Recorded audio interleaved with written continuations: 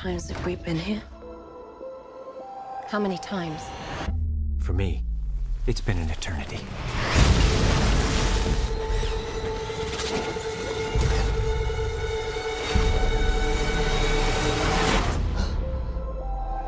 Here again for another movie review. Today we're talking about the new sci-fi film Edge of Tomorrow starring Tom Cruise and Emily Blunt. The film takes place in a future where America is fighting this alien race known as the Mimics, and they are steadily losing the war. And Tom Cruise is a major that eventually gets thrusted into this battle. And he dies, but he actually keeps reliving the same day and same event over and over again.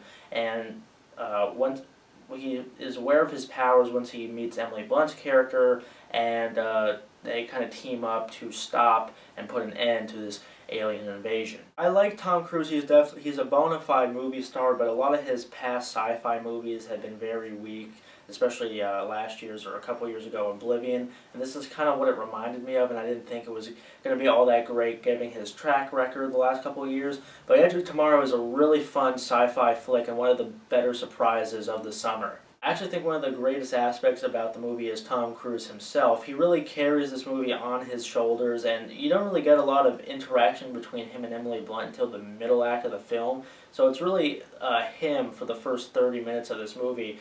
And I thought he handled the movie great. He was likable, even though he was kind of a coward, and it was kind of a different change of pace for him, and it was very refreshing to see. Also, I thought that him and Emily Blunt had a really good chemistry, and it was nice to see Emily Blunt's character.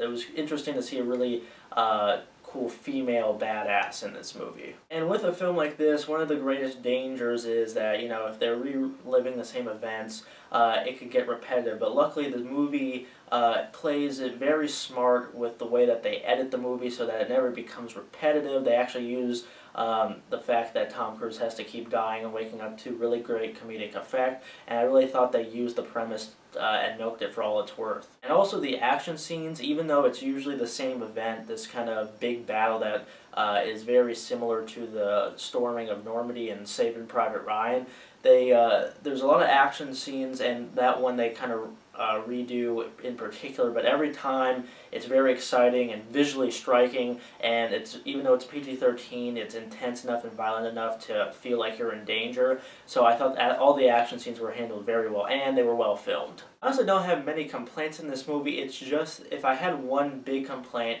it's just that I think in the third act of the film, it kind of deviates away from the live, die, repeat formula of the first 2/3 of the movie.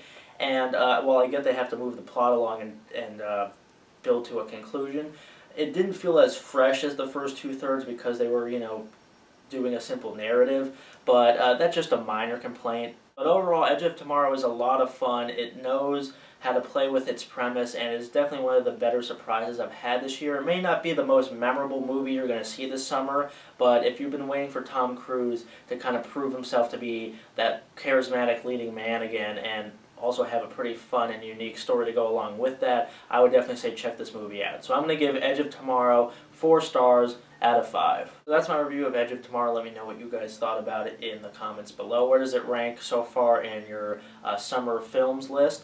And if you like this review, you can subscribe for more, and I'll see you guys later. How many times have we been here? What are you not telling me?